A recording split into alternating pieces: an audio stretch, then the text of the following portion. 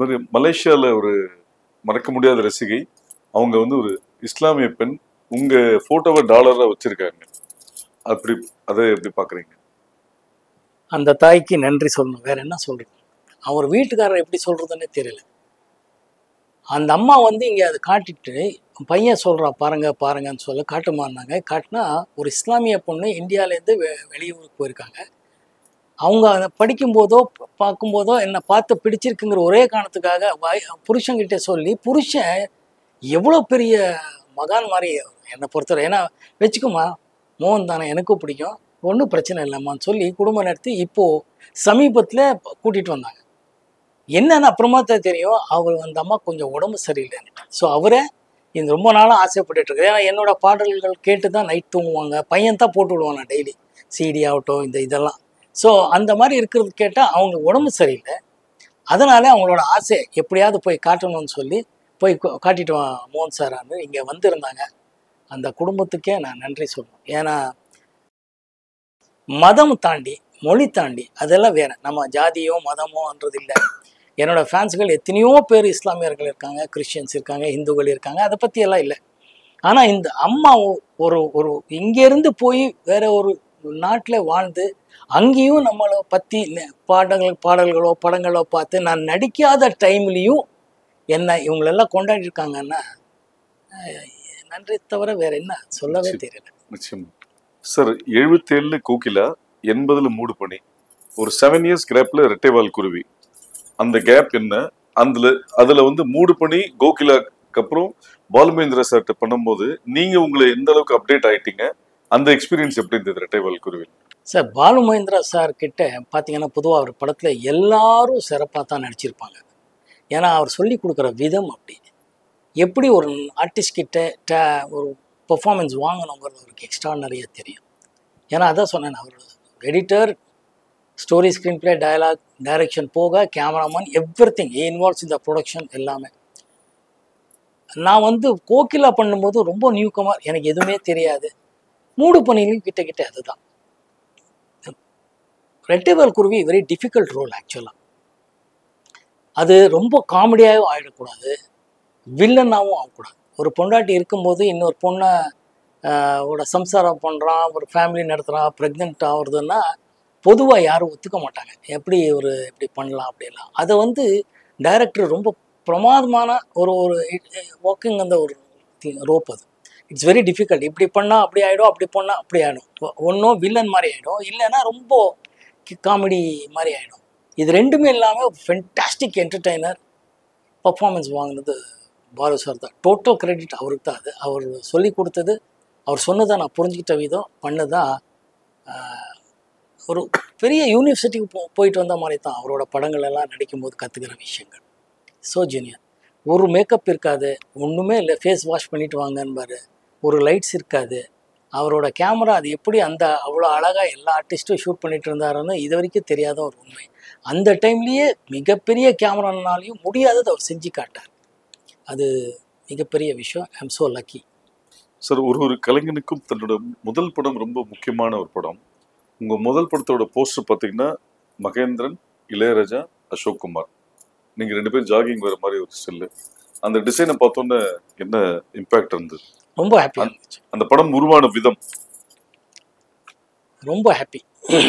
ஏன்னா அது எத்தனையோ விதத்தில் ரொம்ப புரட்சி பண்ண ஒரு படம் நெஞ்சத்தை கிள்ளாது. அந்த டைமில் தேவி செட்டியார் அவங்களுக்கும் இந்த டைமில் நன்றி சொல்ல கடமைப்பட்டிருக்கேன். அவங்க தான் அதை ப்ரொடியூஸ் பண்ணாங்க. அந்த படத்தை தான் ஃபஸ்ட் டைம் தேவி தியேட்டரில் இவ்வளோ பெரிய பெரிய பிளாக் அண்ட் ஒயிட்டில் ஸ்டில்ஸ் போட்டாங்க. ஃபஸ்ட் டைம் ஸ்டில்ஸ் ரவி போட்டது அப்படி பண்ணாங்க.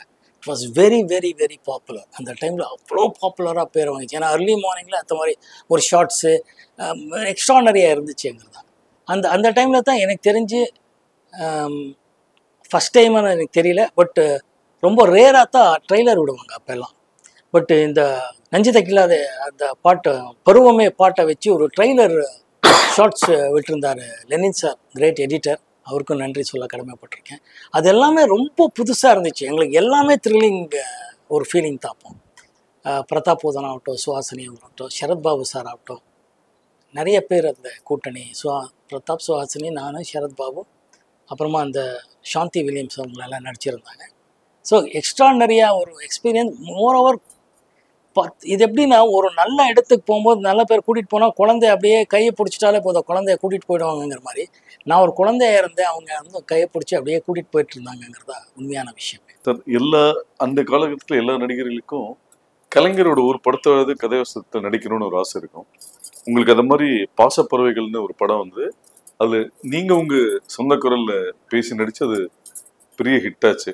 அந்த கலைஞர் வசனம் பேசிய அனுபவம் பிளஸ் கலைஞரை சந்திச்ச போது உங்களுக்கு கொடுத்த ஃபீட்பேக்.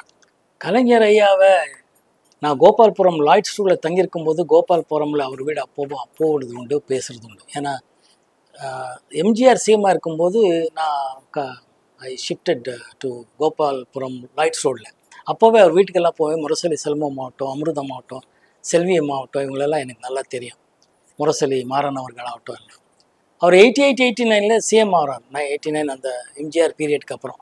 அப்போ அவருக்குள்ளே இருந்த அந்த பசி, அப்போவும் ஒரு எழுத்தாளர், ஒரு சினிமா டைலாக் ரைட்டர், மேக்கருங்கிறது இருக்கும். அதுக்கு முன்னாடி ஒரு படம் பண்ணும்போதெல்லாம் எப்போ இருக்கோ பார்த்துருக்கோம், பேசிகிட்டு இருப்போம். அப்படியே உருவான படத்தை பாசப்பறவைகள். சிவகுமார் சாரும் நானும் லக்ஷ்மி அம்மா இவங்களெல்லாம் நடிச்சிருக்கோம். அது போஸ்ட் ப்ரொடக்ஷன் நடக்கிறதுக்கு முன்னாடி அவர் வீட்டில் ஒரு நாள் பேசிகிட்டே இருக்கோம். இப்படி பேசிட்டு போதே டப்பிங்கு குரல் பேசணும் அப்படி இப்படின்னும் போது அவர் கேட்டார், யாருக்கு அப்படின்னாரு ஐயா. அப்போ நம்ம செல்வம் இவங்களெல்லாம் இருக்கும்போது மோகன் சார்கிட்ட பேசணும் இல்லையானாரு. ஏன் இருந்தார்? இல்லை, பொதுவாக நடிக்கிறாரு, அவர் பேசுகிறாரு. ஏன்னா உங்களுக்கு நல்லா தானே பேசுகிறாரு, ஏங்க உங்களுக்கு எதாவது பிரச்சனை? எனக்கு இல்லை சார், வாய்ப்பு கொடுத்தா கண்டிப்பாக நான் பேசுகிறேன். இவரே பேசிட்டோங்க, சென்டிமெண்ட்டாவது இது இவர் பேசிட்டோம் அப்படின்னார். அன்றைக்கி அவர் கொடுத்தேன்னு, ஏன்னா ப்ரொடியூசர் டைரக்டர் ஒத்துக்கிட்டா தான் நம்ம பேச முடியும். அவர் சொல்லி பேசின படம் 100 நாள் மேலே போன படம். படம் நல்லா இருந்துச்சு, என்னையும் ஏற்றுக்கிட்டாங்க, என் குரலையும் ஏற்றுக்கிட்டாங்க. கலைஞர் பர்சனலாக சொன்ன விஷயங்கள் என்ன பாராட்டி அவர்?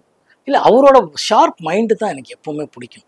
அவர் நகைச்சுவையாக இருந்தாலும் 10 பேர் வந்தாலும் 10 பேர்கிட்ட பேசிட்டு இருந்தாலும் அவர் ஃபோக்கஸ் ஆகட்டும், மீதி எல்லாமே அவ்வளோ பிளானிங்கில் இருப்பார். அது ஒரு சாதாரணமான விஷயம் இல்லை. அவர் சிஎம் ஆகிறதுக்கு முன்னாடியும் அவரை பார்த்துருக்கேன். அதாவது 89 சிஎம், நான் சொல்கிறது 70s இல்லை, நான் வந்ததுக்கப்புறம் சொல்கிறேன். அதுக்கு முன்னாடி பார்த்துருக்கேன். அவர் எப்போ பார்த்தாலும் எங்கே பார்த்தாலும் ஷார்ப்பாக மோகன் அப்படின்னு தான் கூடுவார். என்ன தம்பி எப்படி அப்படி தான் கூப்பிட்டு பேசுவார். ஒரு தடவை ஒருத்தர் பழக்கமானாலே எப்போ போனாலும் அவர் பேரோட கூப்பிடுவாருன்னு கேள்விப்பட்டிருக்கேன். அது என் முன்னாடி என் லைஃப்லையும் நடந்திருக்கு. பல பேருக்கு அப்படி கூப்பிட்டு பேசுகிறது உண்டு. ஒரு பியூட்டிஃபுல் விஷயம்னா, சாரை வந்து எப்போ வேணாலும் போய் பார்க்கலாம். அவர் சிஎம்மாக இருக்கும்போது சரி, சிஎம்மாக இல்லாதப்போ போய் பார்க்கலாங்கிறது, அந்த அப்ரோச் வாஸ் எக்ஸ்ட்ரானரிலி ஒரு கான்ஃபிடன்ஸ் கொடுக்கக்கூடிய விஷயமா இருந்துச்சு எனக்கு. சார், பல வெள்ளி விழா வெற்றி விழா படங்களில் நம்ம சொந்த குரலில் பேச முடியலன்ற வருத்தம் இன்னைக்கு அது இருந்திருக்கேன் உங்களுக்கு? வருத்தம்ங்கிறத விட நான் முதல்ல மெனக்கடலை, ப்ரொடியூசர் டைரக்டர்களும் அது சொல்லலை, நானும் மெனக்கடலைங்கிறது தான் உண்மையான விஷயம். அது ஒரு டைமுக்கு அப்புறம் 20-24 ஹவர்ஸ் ஒர்க் பண்ணிட்டு இருந்ததுனால, படங்களும் போயிட்டு இருந்ததுனால, டைரக்டர்களும் அப்படி சொல்லிட்டு இருந்ததுனால, அதை வந்து இன்னைக்கு அது எக்ஸ்கியூஸாக சொல்கிறது இல்லை. But those for the days. ஆனால் கலைஞர் ஐயா சொன்னதுக்கப்புறம், அந்த படம் நல்லா போனதுக்கப்புறம் நான் தான் பேசணும்னு முடிவு பண்ணேன். வேற ஒன்று. ஒரு பக்கம் பிஸியான ஹீரோ, பேரலி கெஸ்ட் ரோல்ஸும் நிறைய பண்ணியிருக்கும் போது, ராகவேந்திர படத்தில் கெஸ்ட் ரோல் பண்ணதுக்கான ரீசன் ரஜினி சாரோட 100வது படம்ன்றதுனாலயா, இல்லை நீங்கள் பேசிக்கலி ராகவேந்திர பக்தர்ன்றதுனாலே? முதல் காரணம் ராகவேந்திர சுவாமி பக்தன். 2வது படம் எஸ்பி முத்துராமன் சாரும் அந்த யூனிட்டும் கவிதாலயாங்கிறதும் அஃப்கோர்ஸ் சூப்பர் ஸ்டார் ரஜினி சாரோட நடிக்கணுங்கிறது இருக்குது. பட் முதல் காரணம் ராகவேந்திர சுவாமி பக்தன். நான் முதல்ல இந்த இண்டஸ்ட்ரிக்கு வர்றதுக்கு முன்னாடி நான் ராகவேந்திர சுவாமி கும்பிட்டு பழக்கம். அதனால் அவர் பற்றி ஒரு படம் எடுக்கிறாருன்னா அந்த படத்தில் நானும் ஒரு சீனாவது வரணுன்றது என்னோட ஆசை. அந்த ஆசைக்காக அந்த வாய்ப்பு கொடுத்ததுக்கு நன்றி சார். அதாவது ப்ரொடியூசர்லேயே ஒரு ஸ்ட்ரிக்ட் ஆஃபீஸர்னு, சிஸ்டமேட்டிக் ஆஃபீஸர்னு சொன்னால் கே பாலாஜி சார். அவர் கூட நீங்கள் நிறைய படங்கள் ட்ராவல் பண்ணியிருக்கீங்க. அந்த அவரை சந்திச்ச அந்த சுவாரஸ்யமான அனுபவங்கள்? One of the best producers I have seen சொல்லலாம். அவர் அவ்வளோ ஒரு இப்போ என்ன கார்பரேட் ஆஃபீஸ்ன்னு சொல்கிறீங்களோ அந்த மாதிரி அவரோட நிர்வாகம் இருந்துச்சு, அவங்களோட ஆஃபீஸ் இருந்துச்சு. ஷூட்டிங் ஆகட்டும், பிளான் பண்ணுறதாகட்டும், இத்தனை சீன்ஸ் இந்த லொக்கேஷன் இப்போ முடியணும், இப்போது டப்பிங் ஆரம்பிக்கணும், இப்போது ரீ ரெக்கார்டிங், இப்போது ரிலீஸ்ன்னு சொல்லி ஒவ்வொரு வருஷமும் ஒரு ஜனவரி 26 ஒரு படம் ரிலீஸ் பண்ணுவார். அந்த காலத்தில் சிவாஜி சார்லேருந்து எல்லா படமும் அப்படி தான் பண்ணுவார். கமல், ரஜினி சார் எல்லாரையும் வச்சு நிறைய படம் பண்ணியிருக்கார் சார். அந்த வரிசையில் பிளான் பண்ணும்போது அவரோட அந்த ஒர்க்கிங் ஸ்டைல் என்ன இந்த டைம் இது முடிக்கணும், அதுக்கு என்ன பண்ணணும் அதுதான் கேட்பார். தவிர கொடுத்துட்டு ஏன் முடியலன்ற ஏன் முடியல, ஏன் ஷூட்டிங் போஸ்ட்போன் பண்ணிட்டு இருக்கீங்க ஏன்றதுக்கு வாய்ப்பே இல்லை. மழை வந்தால் அன்னைக்கு ஷூட்டிங் எடுக்கணும், அப்போ ஷூட் பண்ணி இங்கே போய் இந்த இன்டீரியர் ஒர்க் அந்த இன்னொரு நாளைக்கு பிளான் பண்ணி முடிங்கன்னு சச் எ மெட்டிகுலஸ். ஏன்னா அது அவர் ப்ரொடக்ஷன் மேனேஜராக வளர்ந்து வந்த ஒரு பெரிய ப்ரொடியூசர் ஆக்டர்ன்றதுனால அவருக்கு அந்த விஷயம் தெரியும். ஒவ்வொரு பைசாவும் ஒவ்வொரு மினிட்டும் சினிமாவில் எவ்வளோ யூஸ்ஃபுல்லுங்கிறது அவருக்கு தெரியுங்கிறதுனால அவர்கிட்ட நான் அது கற்றுக்கிட்டேன். ரொம்ப பிரமாதமான producer, one of the excellent producer K Balaji sir. Sir, Manobala சாருக்கும் உங்களுக்கு உண்டான நட்பு பிள்ளை நிலை எப்படி உருவானது? மனோபாலா இன்னைக்கு அவர் நம்மளோட இல்லை, மனசு ரொம்ப கஷ்டமாக இருக்குது. நல்ல நண்பன்.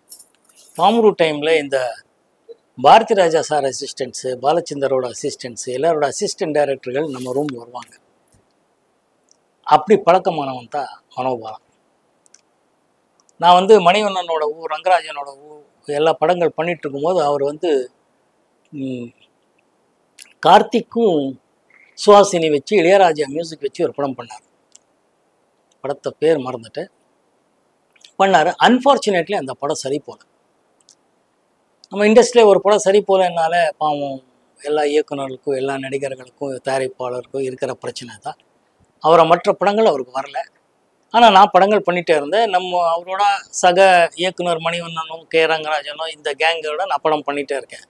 அப்போது எப்போவுமே கேட்டுகிட்டே இருப்பார், நம்ம எனக்கு ஒரு படம் பண்ணி கொடுத்தோன்னா ஓகேன்னு சொல்லுவேன். வருவா அவர் செலவுக்கெல்லாம் அவருக்கு எவ்வளோ உரிமையாக இருந்துச்சுன்னா, நான் எனக்கு இவ்வளோ பணம் வேணும், என்கிட்ட பணமே இல்லை, செலவு வேணும்னு பாக்கெட்டில் கை போட்டு எடுத்துகிட்டு போவார், ஷர்ட்லேருந்து எடுத்துகிட்டு போவார். அதெல்லாம் ரொம்ப ஹாப்பியாக இருந்த நாட்களுங்கிறதுனால அதெல்லாம் ஒரு பிரச்சனை. அப்படி இருக்கும்போது ஒரு காலகட்டத்தில் அவர் ரொம்ப ஒரு தீவிரமாக ரொம்ப சோகத்தில் டிப்ரெஷனுக்கு போயிட்டார்.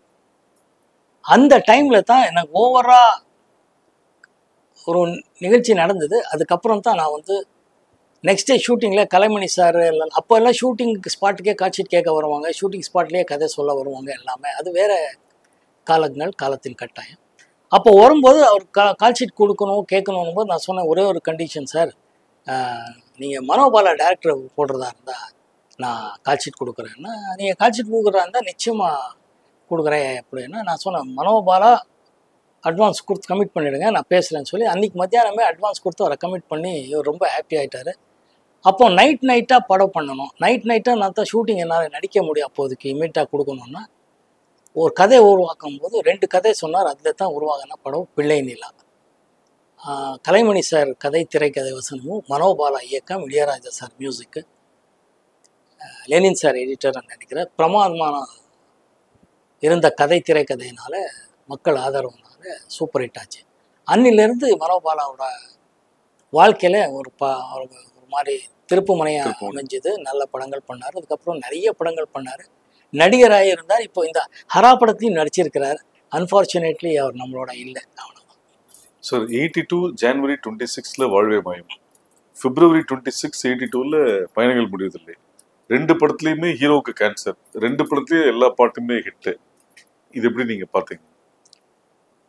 2 ஹீரோங்களுக்கு படத்தில் கேன்சர், பட் 2 ப்ரொடியூசர்ஸும் ஹாப்பி, மக்களும் ஹாப்பி.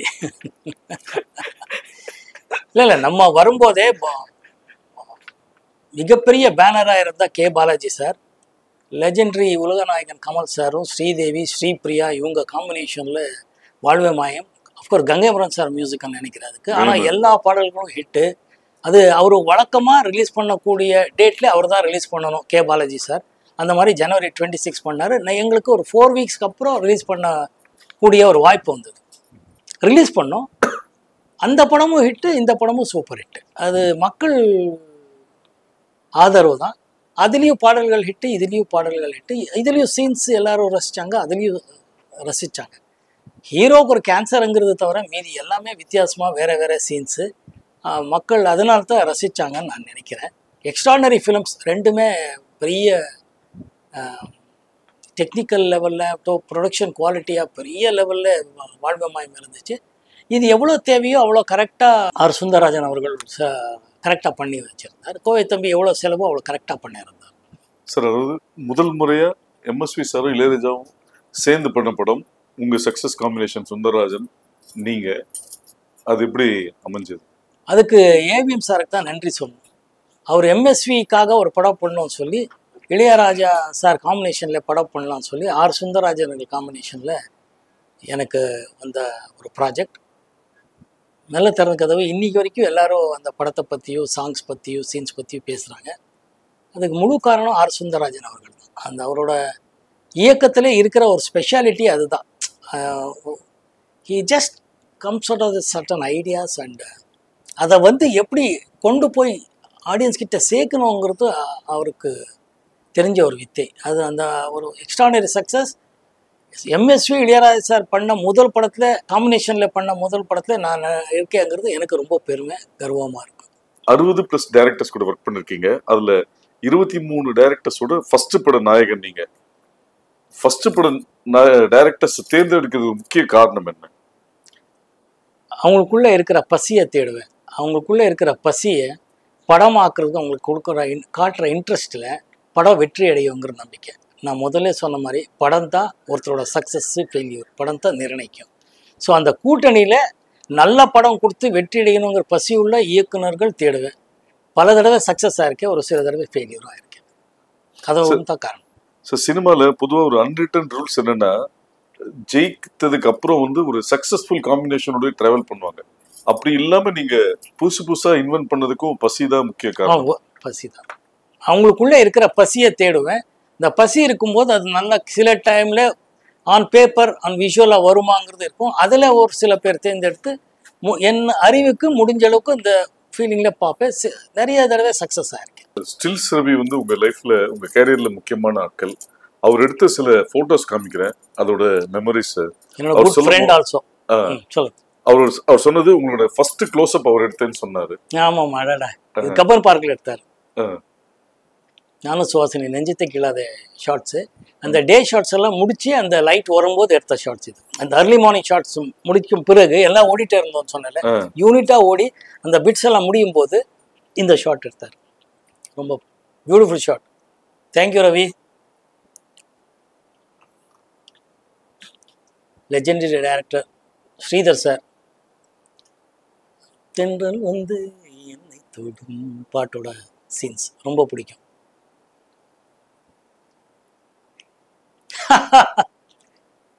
மணிவண்ணன், நானும் சில்க் ஸ்மிதா.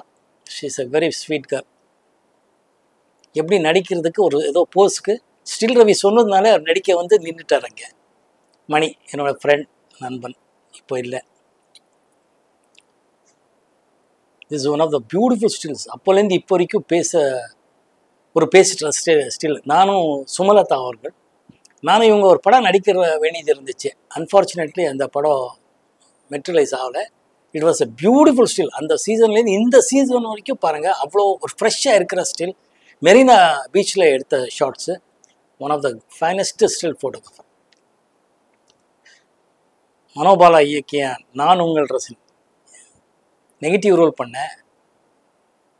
ஒரு பிரமாதமான ஃபீலிங், ஒரு எக்ஸ்பீரியன்ஸ். அது ஒரு ரசிகனாக என்னென்னலாம் பிரச்சனைகள் வரும் எப்படிங்கிறது அந்த படத்தை காமிச்சிருப்பாங்க. Beautiful scene. தேங்க்யூ. எப்படி கண்டுபிடிச்சிங்க இந்த சீன்ஸ் எல்லாம்? ஸ்டில்ஸ் ரவிட்ட வாங்கணும் சார். ஓகே. ராதாவும் நீங்களும். இது எஸ்பிடி ஃபிலிம்ஸ். காற்றுக்கு என்ன வேலி, சிவாஜி ராஜா சார் மியூசிக்கு, எஸ்பிடி சுப்பு அவர்கள் டைரக்ஷனில் எடுத்த படம். சூப்பர்.